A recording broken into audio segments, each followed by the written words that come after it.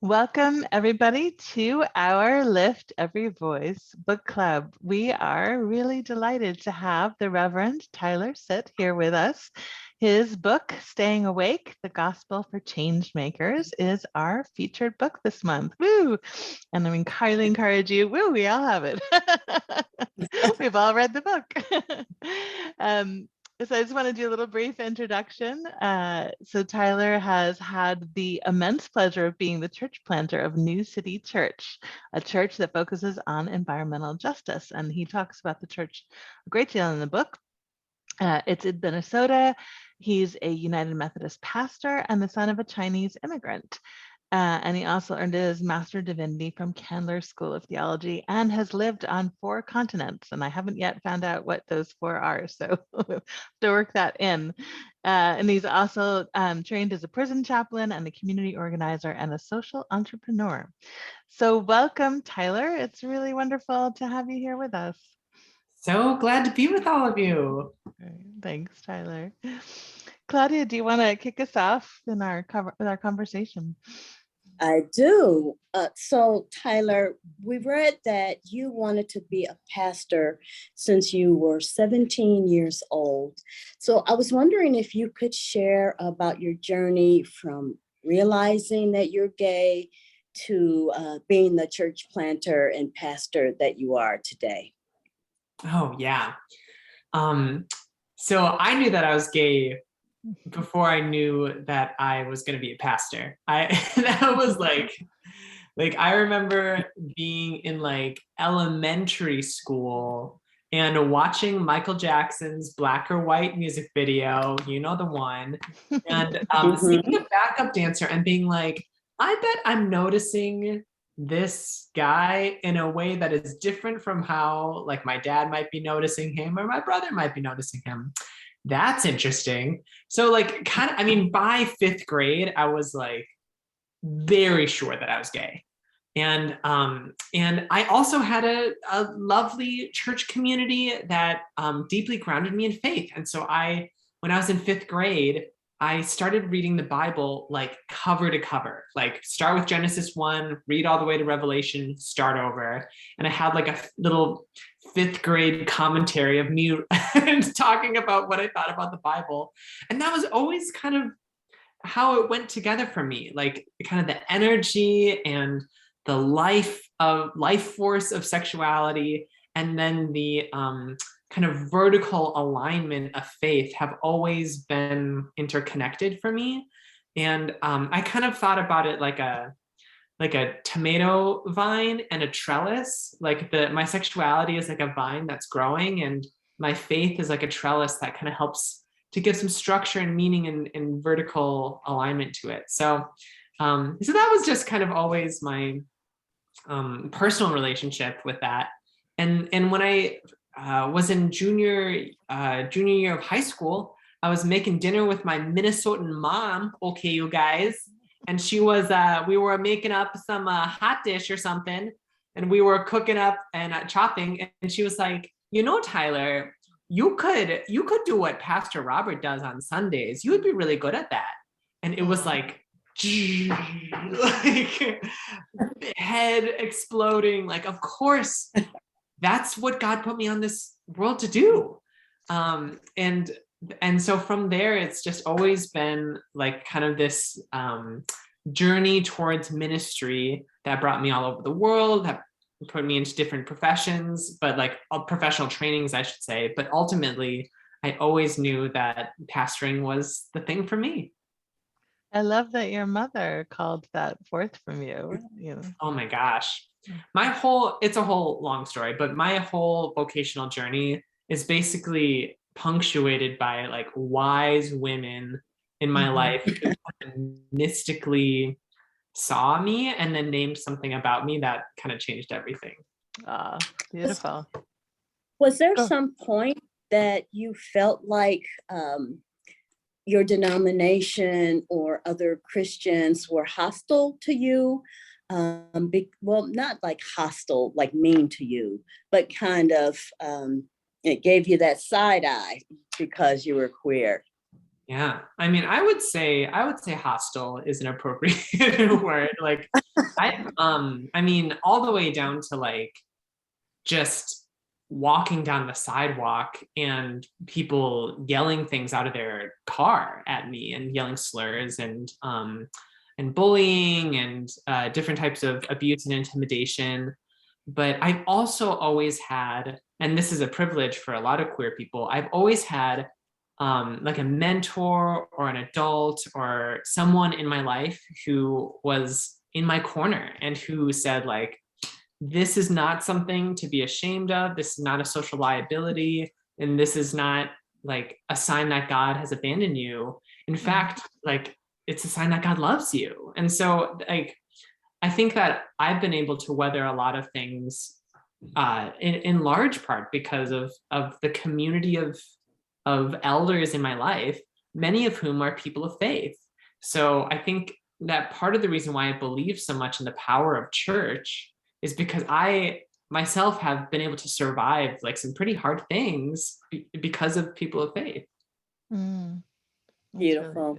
really yeah, I'm really touched by that. You start your book by talking about inviting us to become not just doers of justice, but beings of justice, which I thought was really beautiful. And and obviously the book revolves around different practices, at which, at Abbey of the Arts, our focus has always been more on the embodiment of faith as opposed to what you believe. I don't particularly care what people believe unless it sort of interferes with other people's sort of livelihoods. But I wonder, there's a little section, it states page XXXIII, and I just thought it was really beautifully written. So I wondered if you could read if you could read that paragraph. This is why the people. Yeah. This is why the people following Jesus came up with practices long before they came up with a written set of beliefs. They knew that if their days were to amount to more than business as usual, they would need habits so deeply ingrained within them that they would stay strong even when people threatened them. They knew that the stakes were high and that if prayer were reduced to a hollow pleasantry, then they'd already lost. They prayed to mend what was broken, revive what had been stepped on, and reconnect what had been disrupted. Thank you for that. It just was really beautifully put, how you kind of wove all that together. And I wonder if you can just share a little bit more about how that your commitment to practice as a way of being justice came about, and how it became sort of the foundation of your congregation or your community. Oh, sure. I mean, I think that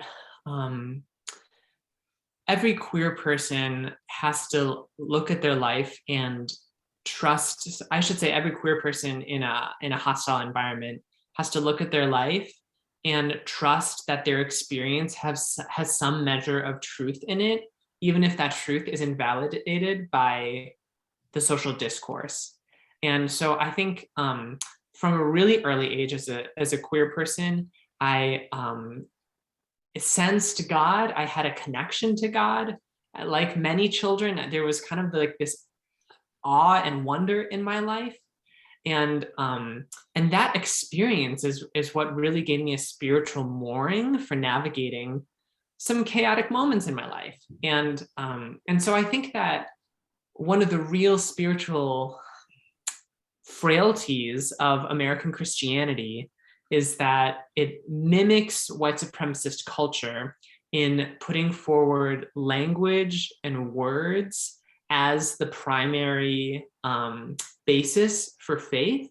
Mm-hmm. And it kind of creates a very fragile system, because if we intellectually believe something but don't experientially believe something, and then that intellectual belief is disproven or argued in a different way, there's not kind of a body way of knowing for us to fall back on. And that's why we're seeing so many people rise in this faith, become super obsessed with kind of this American, especially I'm thinking of conservative evangelicalism, and then kind of like rapidly burning out and falling away from it in a way that's resulting in a lot of resentment for the church. A lot of the people who come to New City Church are folks who kind of flamed out from the conservative evangelical culture, not because God wasn't there, but because there was a certain theology, there was a certain like creedal set of beliefs that they knew they couldn't abide with once they became friends with a gay person, or realized that they were trans, or realized that anti-racism discourse and what was being preached about what didn't align. And so we see this huge collapse. And when we base faith off of primarily off of experience, that collapse doesn't happen. Yeah. I go ahead, Claudia. Oh, no, I was just going to ask him the next question. You go. I was just gonna say, yeah, I'm struck by that in part because I think about even just the word God, you know, as we all bring our own experience to that word. So even using that word is, I find, not a particularly helpful word sometimes, because every one of us is interpreting that from a different perspective. And to come at it, you know, what is your experience of that divine connection is a much more nurturing and nourishing way of talking about faith. So thank you for that. I'm going to be a little transparent with this next question. So on my Twitter feed and some personal friends of mine, there are all these stories about people who have been, you know, they didn't just get their feelings hurt. They were actually abused in their churches and traumatized in their churches. And some of them want nothing to do with church, even though they still love Jesus. In my case, and I haven't been to church in a while, my son was molested by a deacon at my church. And for a while, I was able to go to church, but, you know, it was kind of in fits and starts. Because that's really traumatic, and it affected my son, you know, in the worst ways. So what would you tell Christians who are truly, truly traumatized? You know, there was sexual abuse, there was gaslighting, you know, things that really hurt the soul. Yeah. Well, first, Claudia, I just want to apologize and say I'm so sorry that happened to your son. That wasn't right of that deacon, and it was a misrepresentation of the liberation that God wants for us. And, you know, we want churches to be a place of growth and healing, and for kids to be able to become everything that God made them to be. And that deacon really stole that from your son. And I'm so sorry to hear that. Just appalled. So thank you for being vulnerable and sharing that. I think that there's a lot of people at New City Church. I'm sorry, were you gonna? Oh, no, I was just going to circle back to, you know, what would you say to people like us? Yeah, so there's a lot of folks at New City Church who have had pretty traumatic experiences. And I think when we look at any other type of trauma, it can help us understand how we should approach religious or church-based trauma. So for example, I've worked with several folks who are survivors of sexual trauma or like domestic abuse trauma. And there's some folks who are like, because of this trauma, I'm just gonna kind of write this out of my life forever. Like, I'm just not gonna create intimacy systems. And of course, like, I can't decide what healing looks like for them. So I bless them on that journey.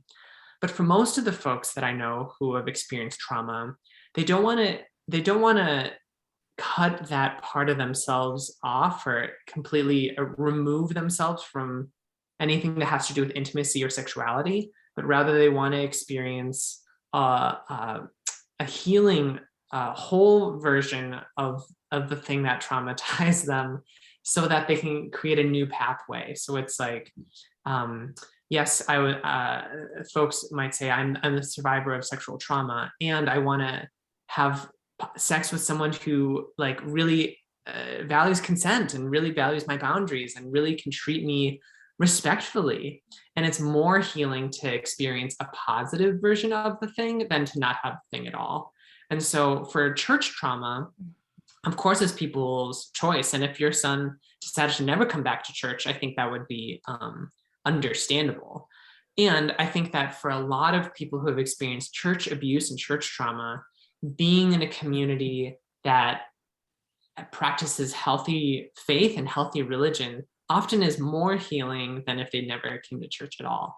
And so I try to put on the forefront of New City Church how New City is trying to be a trauma-informed community.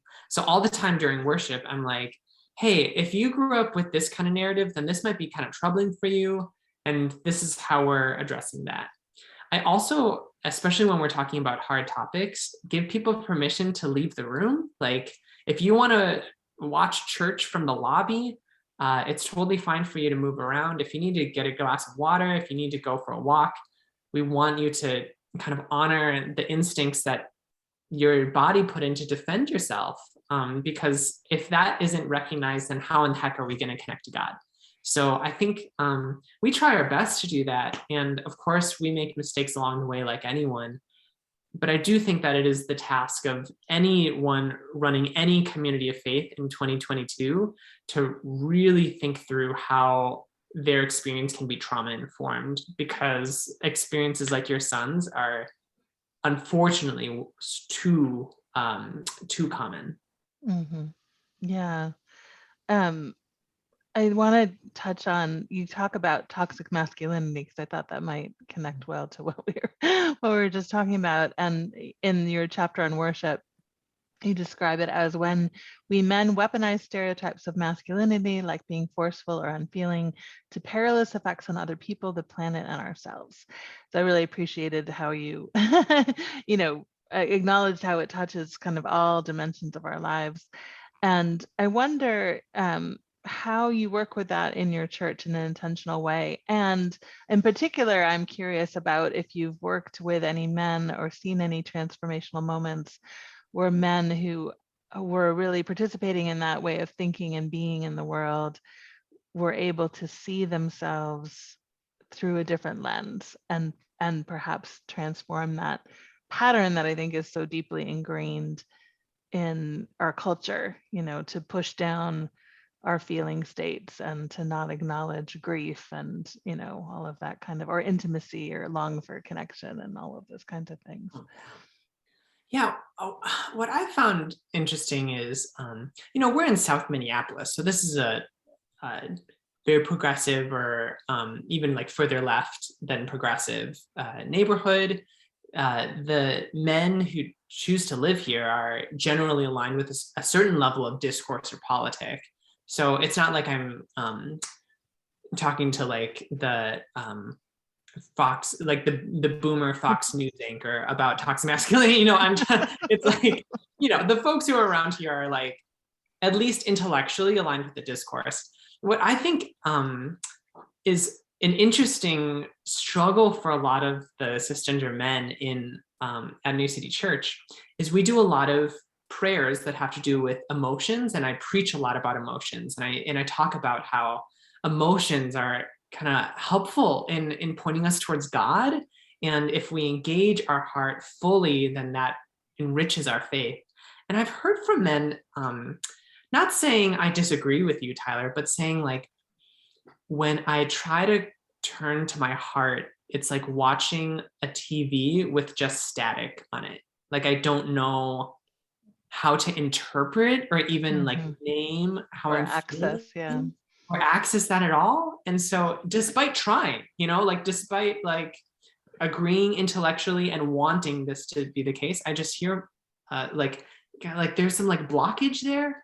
And so I think that sometimes men who are in that spot have a hard time at New City because we have this whole sermon series or this whole book study or whatever on a certain type of data or sensation that they're like, I trust that this exists, but I don't really know what it means to like fully embrace my heart.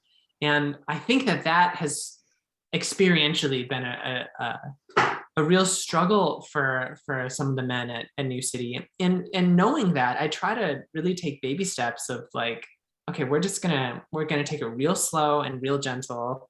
And it's okay if you mess up or feel like you're making a fool out of yourself. Mm-hmm. And I'm sure it's healing just to be in a community where other people are able to, just to embody, being able to access feelings and speak about them and have them acknowledged and all of that, just being in that kind of culture. Yeah. And naming, I think that sometimes emotions and justice are set against each other. Mm-hmm. Like if we're really just doing inner work, or if we're really addressing ourselves, then we're not doing the hard work that we're supposed to be doing, or we're not getting out there. Or vice versa, if we're like active, then we're not really allowed. If we're on the streets, we're not really allowed to like have a public conversation about how vulnerable we feel, or that kind of thing. And I feel like the way of Jesus is like both of those things fully at the same time, and that's how we pursue holiness in the world. So yeah, beautiful. Yeah. I had this online community, and when I spoke to them, the last thing I would say is, you are loved, you are held, you are blessed. Mhm. And I think it's so beautiful how God meets us, how Jesus meets us in our suffering. This is very, very hard times in this world. And also it's a time where there is knowledge that may not have been so readily available 20 years ago or 30 years ago, where we have language for our trauma. Mhm. So I was wondering if you could tell us more about that beautiful, welcoming prayer. And even though we may feel vulnerable, lead us in that prayer. Yeah. Let's practice it. Like this whole book is about practice, not just talking about stuff, but doing stuff. So let's practice some welcoming prayer. And usually this would be a prayer that I would do written, because I'm just like such an intensely visual person that it's helpful for me to do it written. But we can also do it as a community, just spoken aloud. So I invite you to plant your feet on the ground if that feels comfortable, and maybe just to like kind of notice your room and reorient yourself to where you are and what's going on. Notice the temperature of the air, and notice kind of the texture of the things that you're touching right now, maybe the seat that is supporting you.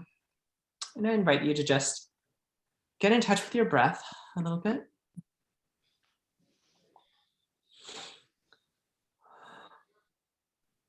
The first step of welcoming prayer is to say welcome to whatever emotion you're feeling.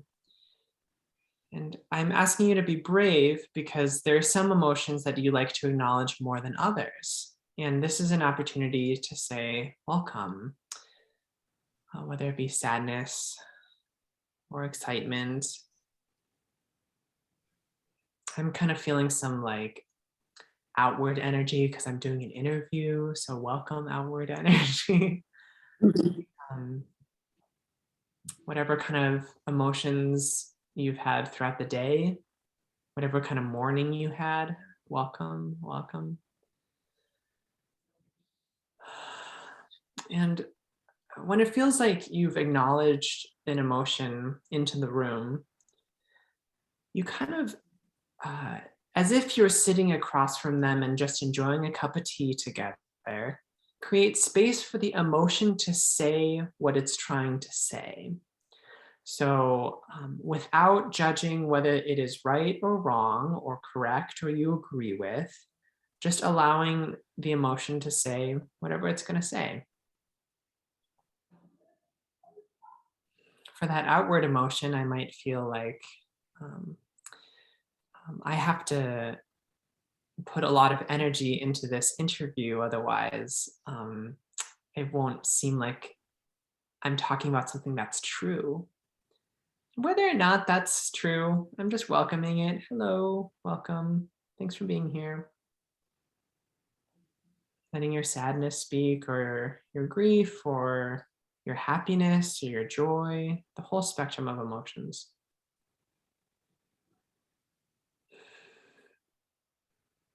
And once you feel like all the emotions that are present in your lived experience right now have had a chance to speak, the next step is to say, thank you. Thank you, happiness. Thank you, energy. Thank you, shame. Thank you, grumpy, whatever you might be feeling. This changes the power dynamic, because a lot of times our emotions come in with so much intensity that it feels like they're running our lives, that we're just at the puppet strings of these emotions. And this prayer helps remind us that we are welcoming the emotions into our home, that the emotions are guests that we can entertain. These emotions are trying to tell us something in particular, but ultimately, we can ask the emotions to leave. We can show them to the door once they've said their truth. And we can remember that the emotions all have a part of the story, a part of the truth or reality, not the whole story. And so we can accept the truth that's within that, while knowing that that's not telling the whole picture. And once we feel like our emotions, if I'm having kind of a big emotion kind of day, I might stay in this stage for a long time. And once I feel like each emotion has had a chance to say their piece, I turn to God and say, what do you think, God? Acknowledging that God is a God of liberation, a God of hope, a God of wholeness. And when we allow God to speak into our lives, it illumines all of our being. So opening ourselves up to God, we might hear how God responds to the sadness that you're feeling, or the joy. And sometimes it takes a little while to feel like you know that God is responding to you. Sometimes it requires a little bit of trust or faith. But people can't hurry God. So if it takes a little bit of time, that's okay. Just listen. I go through this process again and again, welcoming in new emotions that come up, until it feels like I'm kind of in a resting spot, that often big emotions can kind of pass through once they feel like their piece has been said. And I can say, Amen.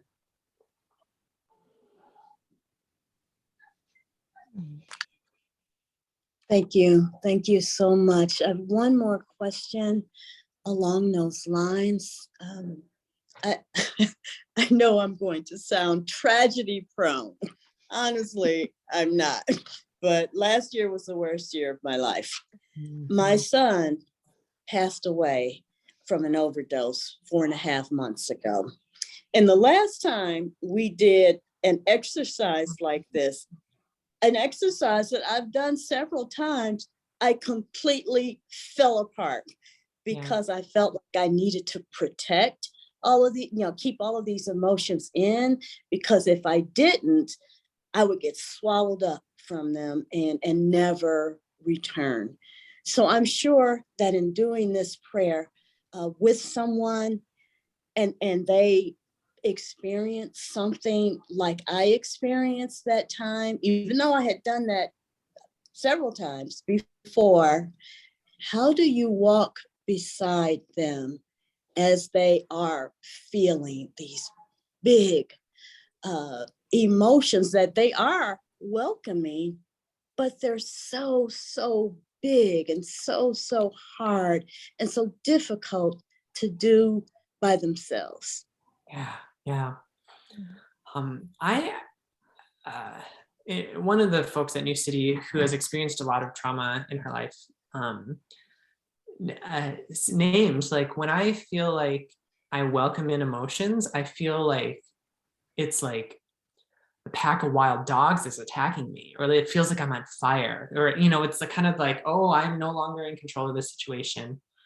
And I said, okay, so for someone who is kind of going through your situation, or where you're at, what do you think would be a more helpful welcoming prayer?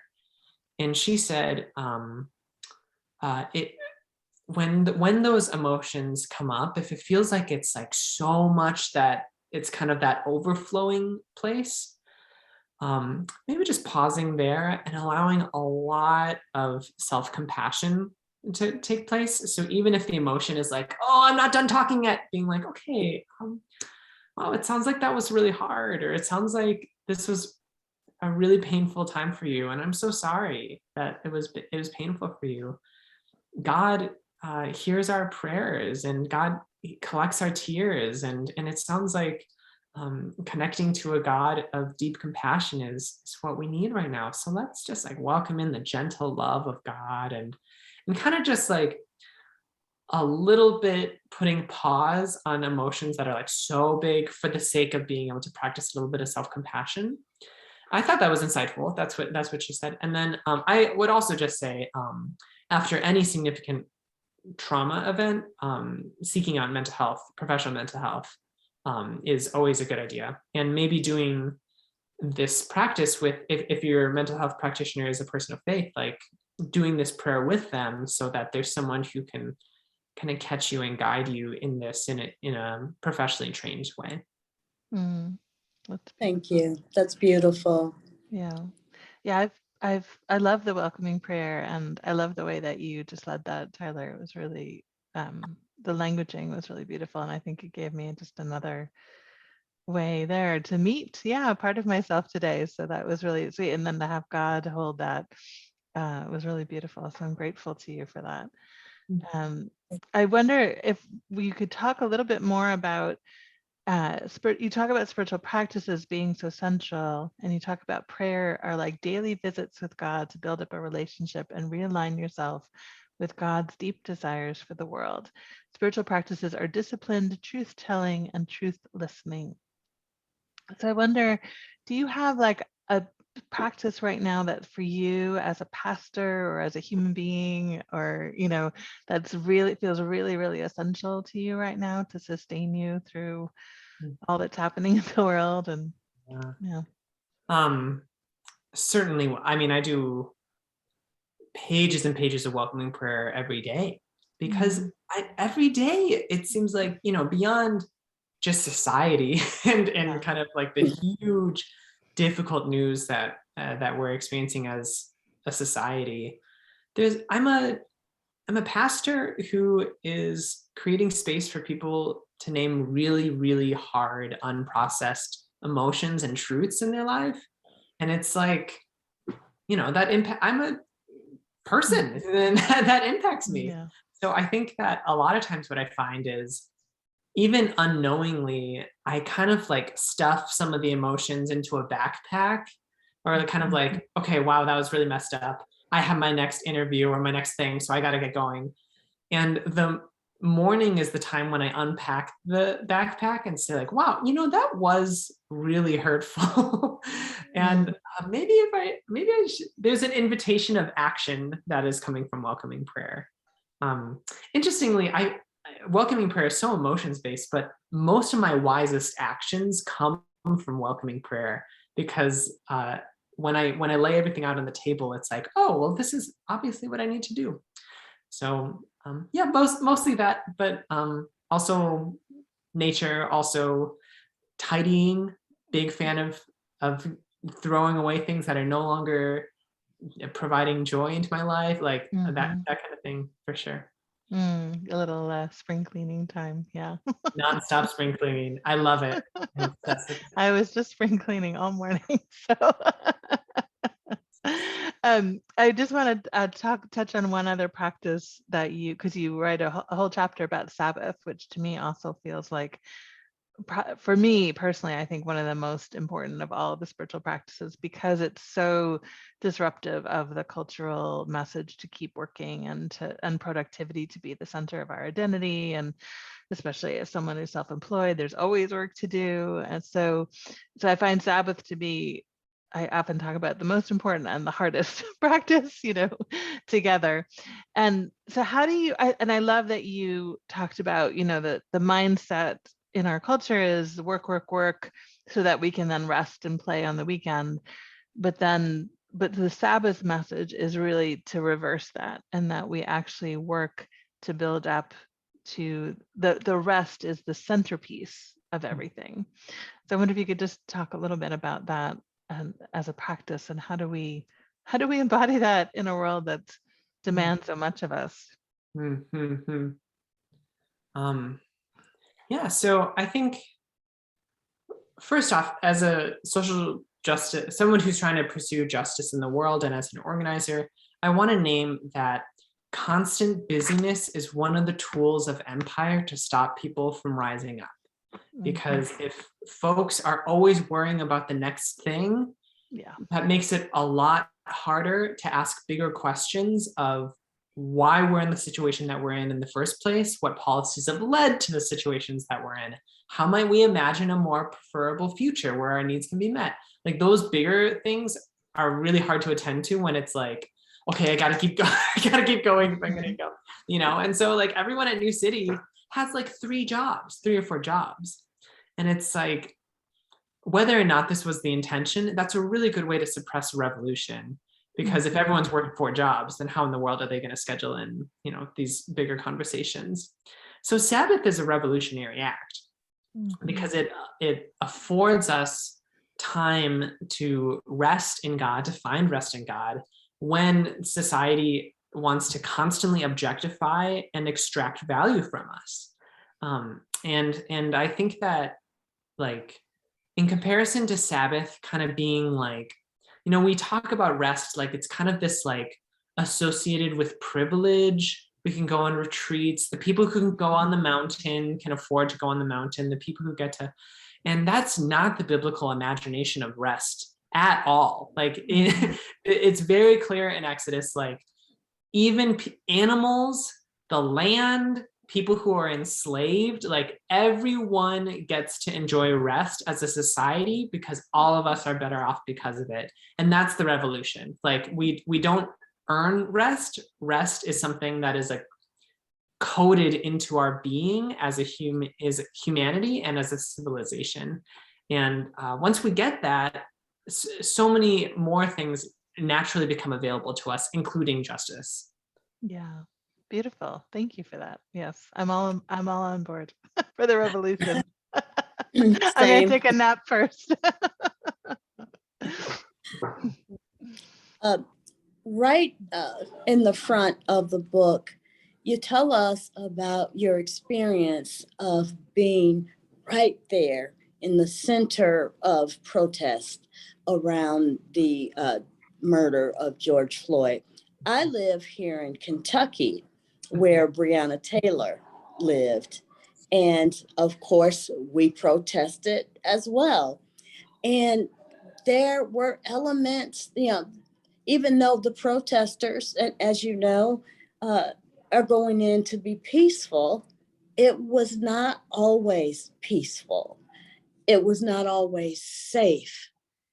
And unfortunately, this trend that has been going on forever of the police hurting Black and brown people, it's going to happen again. How do we get on the front lines like you were, if we are, of course, physically capable of doing that? how do we express our passion? And I know you couldn't guarantee that if you go to a protest, you'll be safe. But how do we begin to get out there and have this experience not be performative, to release our passion for justice if we've never done anything like that? And we are afraid, even before we get there. How do we begin? Yeah. So I have a lot of thoughts on this, so I'm trying to condense this down. One, I think outrage is a reasonable emotional response to systems of oppression and violence. So, I mean, in Minneapolis, Amira Locke was murdered a couple weeks ago from a no-knock warrant, which, following the murder of Breonna Taylor last year, the mayor said that he had banned no-knock warrants. And then here we are with another young Black man getting murdered in his apartment, lying on a couch with a comforter over him from a no-knock warrant. And I think like that is unacceptable. And at its baseline, all of any response or any protest should be this or that or whatever need to be secondary to the argument. Like, that is unacceptable. And as a society, we cannot rest as long as something that is so blatantly wrong is going on. Like, our soul depends on us stopping those types of incidents from happening again. So that's the first thing I'd say. The second thing I'd say is elders in the movement are a really important function of social justice. People who have pounded the pavement, who have been on the front lines, who have been really prominent in protests, I think are really, really important. People who have survived decades of this, because for a lot of the folks who are going to the protests that I'm attending are 20 somethings who are for some folks, this is their first 3 years of protesting. And it's hard to know what to expect or how to gauge expectations or how things actually work or how society works. And of course that's refreshing, because it kind of adds an urgency that is a corrective to being complacent. But also, I found elders as being the best at being able to transfer hot anger into cold anger. Hot anger is I'm so filled with rage that my body is going to move harmfully in kind of any way that I see possible. And cold anger is I will never accept injustice, but I'm going to bring friends along with me. I'm going to create a movement and build a base. I'm going to be precise about what is actually going to make a difference and and push in that way. And I've found the most healing to come from elders in that. Mm-hmm. I really like that distinction. Oh, Claudia, you're muted. I'm sorry, there's a party going on and I didn't want you guys to hear it. That's amazing and so helpful, because we do have the hot anger, some of us, and then the cold anger, which feels to me like it would be more intentional. And I'm more drawn to that kind of thing. I think that was what I was experiencing in the first place. I didn't go to Breonna's protest during the pandemic, but I have protested before, and I'm in Lexington, Kentucky. It was so lame. It was no danger whatsoever. But I really like those words of wisdom. Thank you. Tyler, as we kind of come towards the end of our time, I wanted to touch on your last practice of church planting, which I found was an intriguing practice to include as one of your kind of core practices, mostly because I don't come from a culture of church planting. And then, but as I read, I realized actually our Abbey the Arts community is very much exactly what you were describing. So it was sort of a nice way to kind of reframe it and see it through that. And you talk about, as opposed to kind of the colonization model of like forceful domination and conquest, that church planting is about creating these spaces of life, of abundance, where God's dream for the world can become a little more obvious. So beautiful. You have a lot of beautiful phrasing in your book, which I appreciate. And you go on to describe them as sanctuaries of sacred composting. So I wonder if you can talk a little bit more about that and just how people might feel empowered to create their own sacred community that embodies these practices, that are so life-giving. Yeah, so I am a trained church planter. I've gone through like boot camps, which like, why are we calling church starting things boot camps? Like, what does that even mean? I've read hundreds of books about church planting. I've started an organization, Intersect Co-Planting Network, to help church planters plant in an anti-racist and LGBTQ affirming way.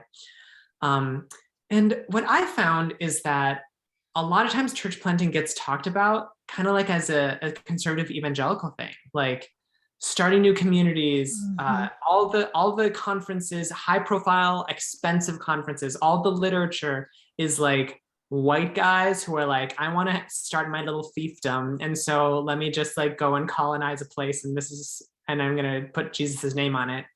And I think that was a little harsher than I intended it to be, but I have a lot of feelings about that.